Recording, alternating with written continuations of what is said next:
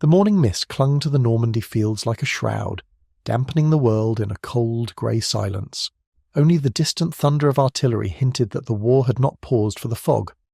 Inside a battered field hospital, the air was thick with the smell of antiseptic, blood, and fear. Wounded soldiers groaned, some writhing in pain, others staring blankly at the ceiling as if the world itself had been torn away. Tents shuddered under the distant impacts of shells, canvas flapping violently as medics rushed from one stretcher to another, shouting orders over the din. Anna moved among them like a storm contained within a fragile frame. Her hands were steady, though her heart pounded with every distant explosion. She bandaged, soothed, and directed, issuing commands to men twice her size, her voice cutting through panic like a blade. Every movement was precise. Every decision could mean life or death. She had been trained for this, but nothing could prepare anyone for the chaos of a field hospital under fire. Then came the sound that would haunt her forever, the roar of engines, boots pounding on the muddy earth, and the sharp crack of rifles. German soldiers stormed the field hospital, moving with terrifying efficiency. Screams erupted, the air splitting with orders barked in harsh, clipped German. A medic dropped to the ground, clutching his side. Another tried to hide a patient under a torn blanket. Anna's eyes widened, but she didn't falter. "You will not take them," she shouted, stepping in front of the nearest soldier, her small frame seeming absurdly defiant against the sheer size of her opponent. The soldier pushed her roughly, sending her sprawling into the mud. Pain shot through her shoulder, but her spirit remained unbroken. Among the soldiers, one figure caught her eye, Sergeant Tom Hale. His uniform was spotless, boots polished, posture perfect, a model of discipline. Yet his gaze lingered on her longer than duty should have allowed. He did not strike, did not yell, did not shove. He merely watched, eyes narrowed, and something almost imperceptible flickered there. Curiosity, hesitation, maybe even admiration. Anna met his gaze, unflinching, a silent challenge burning in her eyes. She would not be coward, would not beg, would not betray the pride that kept her alive. The march to the trucks was brutal. Anna's arms were wrenched behind her, her coat torn and muddy, and yet she moved with defiance. Around her, the chaos of war raged. Soldiers arguing, patients crying, shells exploding in the distance. But inside she felt a strange clarity. Every step was measured, every glance sharp. She memorized the faces of her captors, the positions of the soldiers, the rhythm of their commands. She knew she would not simply survive. She would observe, endure, and remember. And Tom was there, shadowing her. His presence was quiet, almost unnoticed by the others, yet unmistakable to her. He did not speak, did not touch, but she felt the weight of his watchfulness. In the middle of the war's cruelty, this silent acknowledgement created a tension neither fully understood. Was it compassion, duty, or something far more dangerous? A recognition of humanity in the midst of chaos. As they drove her away, leaving the field hospital behind, the smoke and screams faded, but the sense of peril remained. Fear mixed with adrenaline, sorrow mixed with anger, and beneath it all a strange nascent curiosity bloomed. She did not know it yet, but this man who should have been only her captor had already become a central figure in her story. A story of survival, secrecy, and the dangerous power of unexpected connection. The road ahead was uncertain. Shells would fall, lives would be lost, and the world as she knew it would crumble around her. But in the brief, silent moments on that truck, as the English countryside blurred past, Anna felt a spark of something impossible, the first glimmer of hope and the first flicker of a connection that could not exist, yet somehow already had. The train rattled and groaned over the endless tracks, each turn and jolt a reminder of how far Anna had been carried from Normandy. The countryside outside her small barred window blurred into green and brown streaks, unfamiliar and strangely serene compared to the chaos she had left behind. The smell of damp wood and iron filled the carriage, mingling with the faint metallic tang of blood and fear that still clung to her skin. Every mile felt like a heartbeat suspended in time, a slow march toward a place that promised safety, or perhaps a more insidious kind of confinement. When the train finally screeched to a halt, Anna stepped onto the platform of Camp Number 186, a place she had heard whispers of but never truly imagined. The air was crisp, carrying a faint hint of the sea, and the orderly rows of barracks stood like silent sentinels. Guards moved with quiet precision, their movements measured and efficient, lacking the violence she'd grown accustomed to. The camp was calm in a way that felt almost unreal.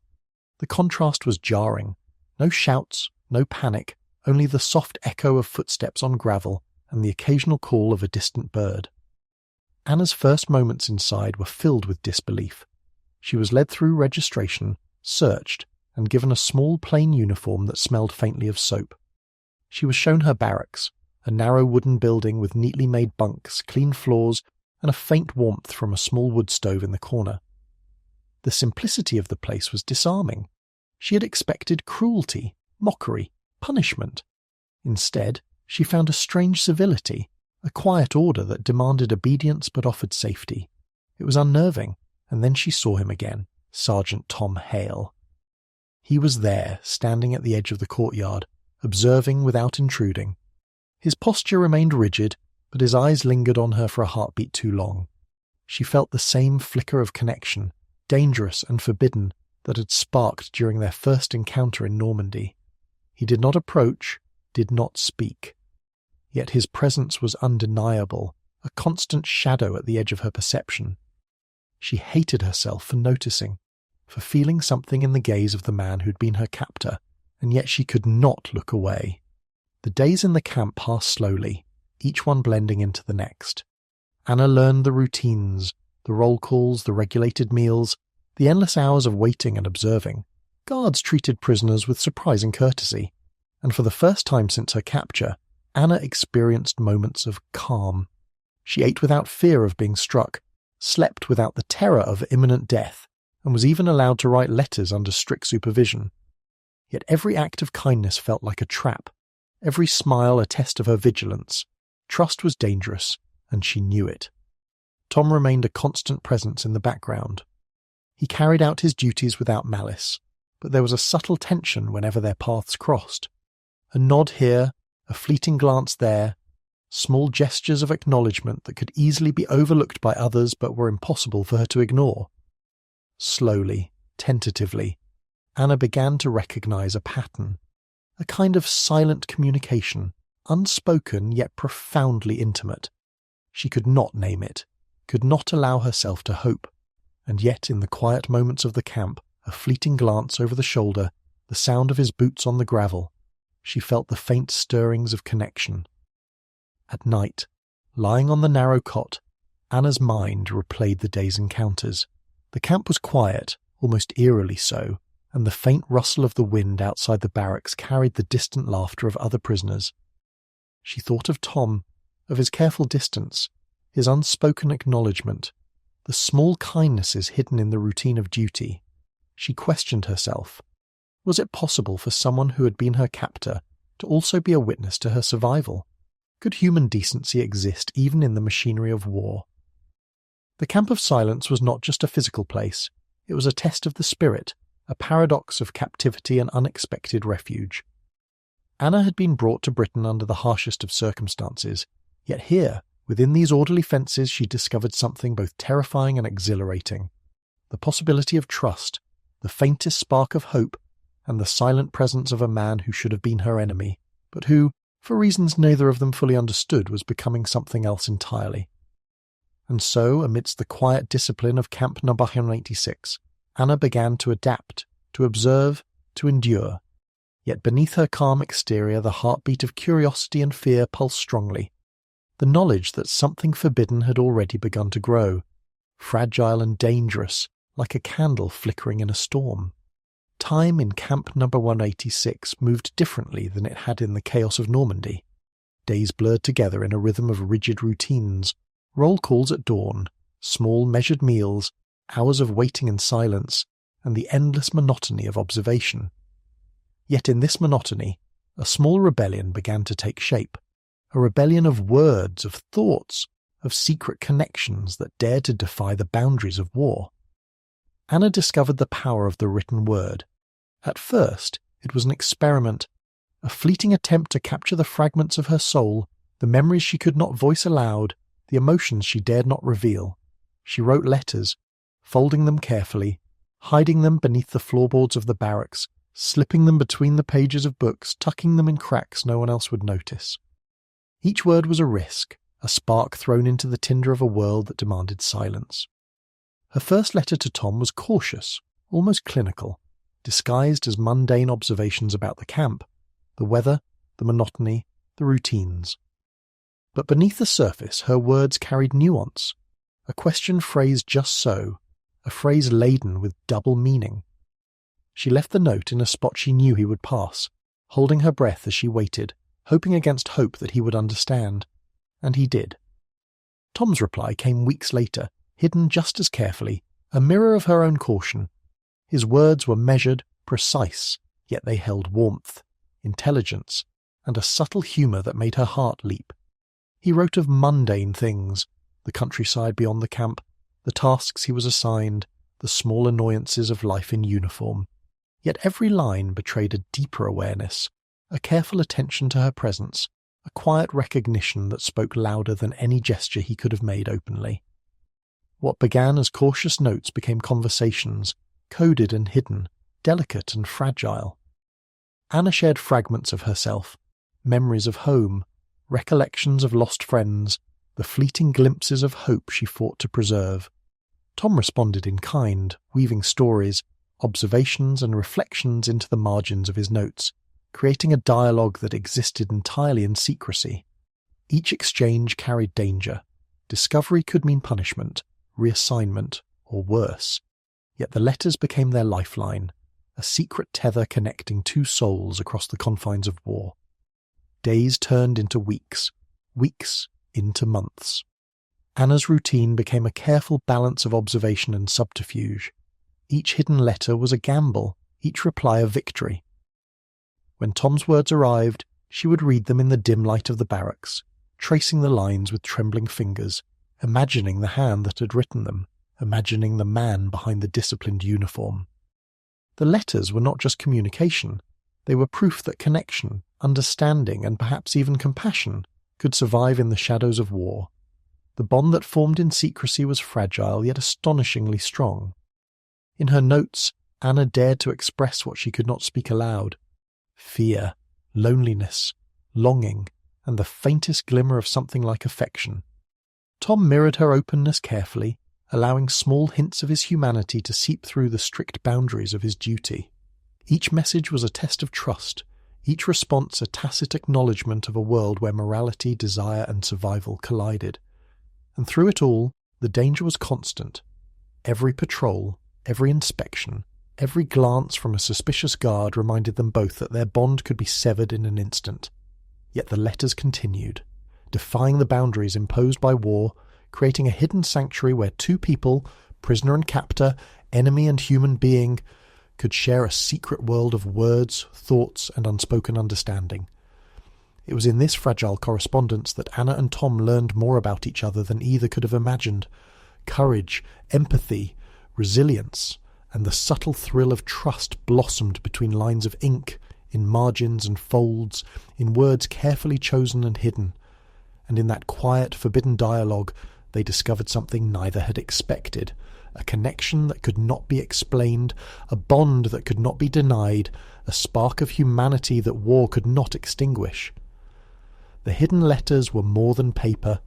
They were the lifeblood of hope, the delicate proof that even in the darkest corners of captivity, human connection could survive.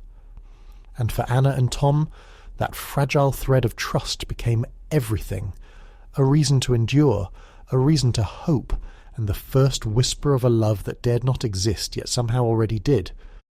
The fragile world Anna and Tom had built with ink and paper existed in quiet defiance of the war around them, but all hidden things carry the risk of exposure.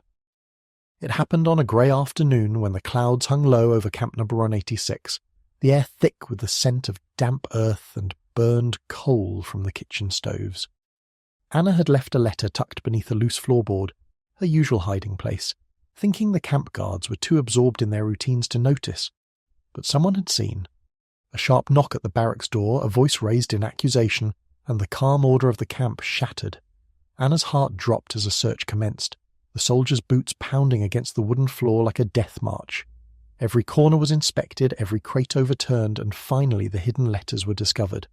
Her pulse raced, her hands trembled, and she could only watch as the evidence of their secret bond was torn from its hiding place. Tom was reassigned immediately. The notice came with an abruptness that left her stunned. No explanation, no warning, just the cold, precise efficiency of military protocol. He was gone before she could speak to him, before she could understand, before the unspoken connection that had grown between them could even begin to be acknowledged. She was left with a void so vast it threatened to swallow her entirely, the echoes of his presence lingering in every quiet corner of the barracks. For Anna, the world suddenly became suffocatingly silent. The barracks seemed colder, the days longer, and the meals tasteless. Every glance at the empty courtyard, every step on the familiar gravel paths reminded her that he was no longer there. The secret letters, once a lifeline, were gone, leaving only the memory of his careful words and subtle humour. Fear mingled with grief. Guilt mingled with longing. She blamed herself for the discovery, for daring to hope, for imagining that something human could survive in the machinery of war. Tom, too, carried his burden. He was moved to a distant post, forced to maintain the rigid discipline of a soldier, while his mind constantly returned to her. Every moment of silence, every patrol along empty roads, every night spent in a cold, unfamiliar bed, reminded him of what had been taken from him, the fragile, dangerous connection that had breathed life into the monotony of duty. He could not write, could not speak, could not acknowledge the bond that had risked everything for a single shared understanding. Yet in the quiet recesses of his mind, he clung to the memory of her courage, her defiance, her humanity. The days stretched into weeks, the weeks into months. Camp No. 186 continued its relentless routine, but for Anna every hour was marked by absence, every shadow a reminder of the man who had become her anchor. She observed the other prisoners and guards with a new wariness, understanding now how fragile trust could be, how easily hope could be shattered. Every interaction, every smile, every glance carried a tension she had not felt before, a reminder that even the smallest gestures could carry enormous consequence. And yet, even in this silence, even in the emptiness of enforced separation, the bond they had forged refused to die. Memories of coded words, secret notes, and subtle gestures lingered like embers beneath the ash of routine. It was a quiet ache, a longing that no discipline, no rule, and no distance could extinguish. The world continued to move, but for Anna and Tom time had fractured, leaving a space only they had ever occupied, a space now filled with the bittersweet pain of separation. The discovery of the letters had torn their connection from the safety of secrecy, yet paradoxically, it had made it stronger. For the first time, both understood the true value of what they had shared, a human bond, fragile and dangerous, that had survived against impossible odds.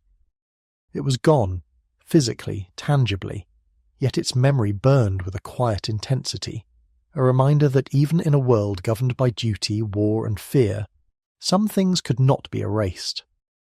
Months had passed since Tom's reassignment, but Anna never stopped thinking about him. Every shadow in the camp seemed to carry his presence, every crack in the barracks floorboard whispered his name. Rumours drifted among the prisoners, whispers of a discharged soldier, a man who had been reassigned and now lived somewhere in England far from the front lines. Her heart raced at the possibility. Could it be him? Could the fragile bond they had nurtured in secret survive beyond the camp's fences? The idea consumed her.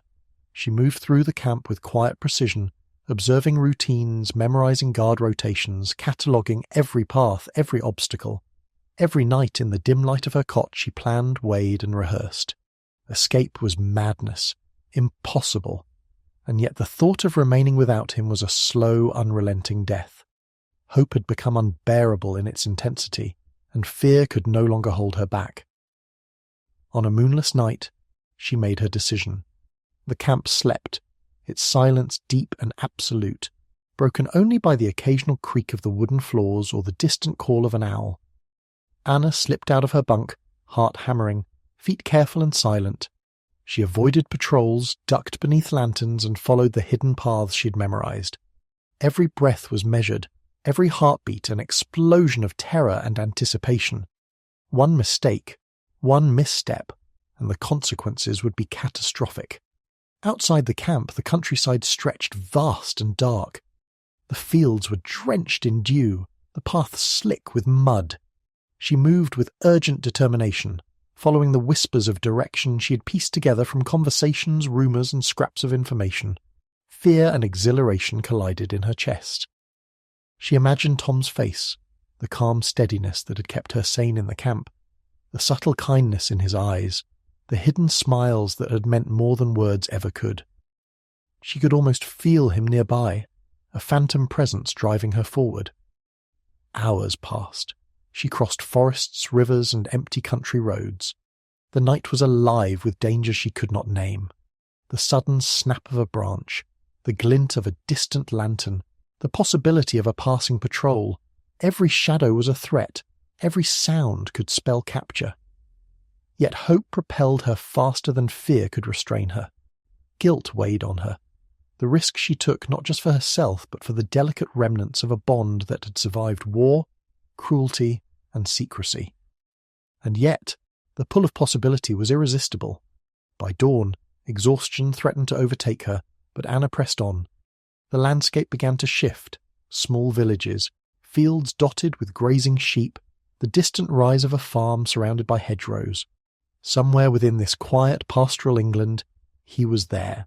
Somewhere, Tom Hale lived, and the impossible could become real. Every step now carried both risk and promise. She remembered his careful glances, the subtle warmth hidden beneath his disciplined exterior, the human compassion that had persisted even in the midst of duty. This journey was no longer just an escape from the camp. It was a pilgrimage of hope, courage, and love that neither could yet name aloud. The countryside, peaceful and indifferent, seemed almost conspiratorial, concealing her passage while she approached the man who had become the axis of her world. As the farm drew nearer, fatigue and fear clashed with anticipation. She slowed, taking in the smoke curling from the chimney, the faint clatter of metal from a distant barn. Life lived quietly, deliberately, beyond the chaos of war. Could it really be him? Could the man who had been her captor, her observer, her secret confidant be waiting just beyond that door? The answer would come soon. But the journey, every silent step, every whispered prayer to the night, had already transformed her. Anna was no longer just a prisoner. She was a woman who had risked everything for hope, for courage, for the fragile possibility of connection, in a world determined to sever it. The farm lay quiet in the soft glow of dawn, nestled in the rolling hills of the English countryside. Smoke curled lazily from the chimney, carrying the faint scent of wood and earth into the crisp morning air. Anna approached cautiously, every step heavy with anticipation, fear, and hope. Her heart thundered in her chest, each beat echoing like the distant drums of war she had long left behind. This was it, the moment that could redefine everything, or shatter everything she had risked. In the barn, the sound of metal striking metal carried through the stillness. Tom was there, bent over the frame of a battered tractor, hammer in hand, his movements precise and practiced. The world around him was quiet, peaceful, ordinary, a life built carefully, deliberately, away from the chaos that had consumed them both. He looked up, wiping sweat from his brow, and froze. His eyes met hers across the yard. For a moment neither moved, the distance between them charged with months of longing, fear, and unspoken words. Time seemed to stretch. Every memory of their letters, every glance exchanged in the camp, every subtle act of kindness and acknowledgement, surged forward like a tide. Anna saw in his eyes the man she had come to know through words, gestures, and small moments of humanity. A man not defined by uniform or duty, but by courage, empathy, and restraint. And he saw her, the defiant, brilliant woman who had endured, survived, and risked everything to reach him. Their first steps toward each other were tentative, measured. Neither spoke, for words felt inadequate, too heavy for the intensity of the moment. Their hands brushed lightly at first, a touch so fragile it seemed almost sacrilegious. Then, slowly, deliberately, they embraced, the tension and fear of years collapsing into that single quiet act. Tears, unspoken apologies, and relief mingled with the dawning realization that this connection, forged in secrecy and danger, had survived. The reunion was not dramatic, not cinematic in the sense of explosions or shouted declarations. It was quiet, intimate, raw, the kind of moment that war rarely allowed, yet here it existed, fragile and perfect. They sat together on the worn wooden steps of the farmhouse, hands intertwined, eyes locked. Words came slowly, carefully, each syllable carrying the weight of months spent apart, the knowledge of risk, the fragile hope of survival. Tom spoke first, voice low, almost a whisper. I thought I had lost you.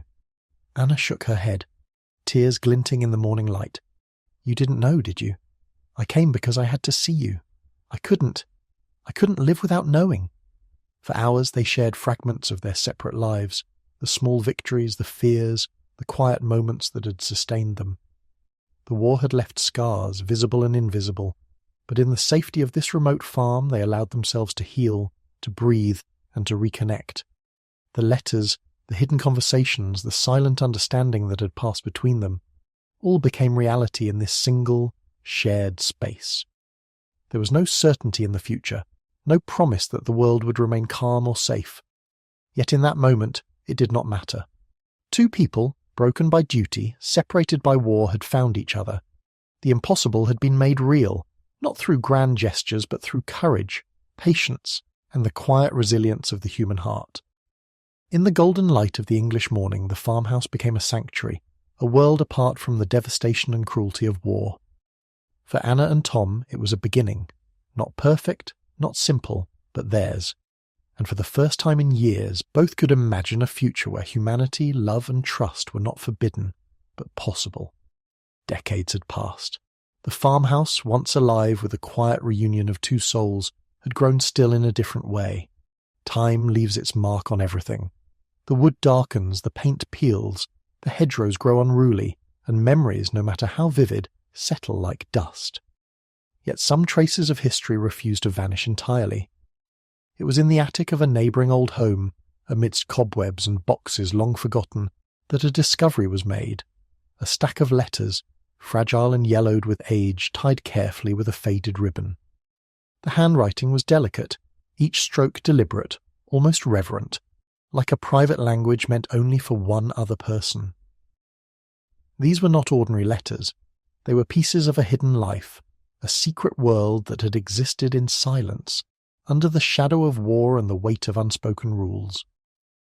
Historians pored over the letters, tracing dates, places, and events. Some dismissed the story as romanticized fiction, too extraordinary to be real. Others examined the words and recognized in them something undeniable: courage, empathy, and the subtle defiance of two humans who risked everything for one another. Between the lines they found glimpses of Normandy, of a British prisoner camp, of tiny acts of kindness and rebellion, all weaving together a narrative both impossible and true. Anna and Tom's story became legend, suspended between fact and myth. Scholars debated, readers speculated, and yet no one could deny the emotional truth of it. There had been fear, danger, and the constant threat of discovery. There had been defiance and quiet courage.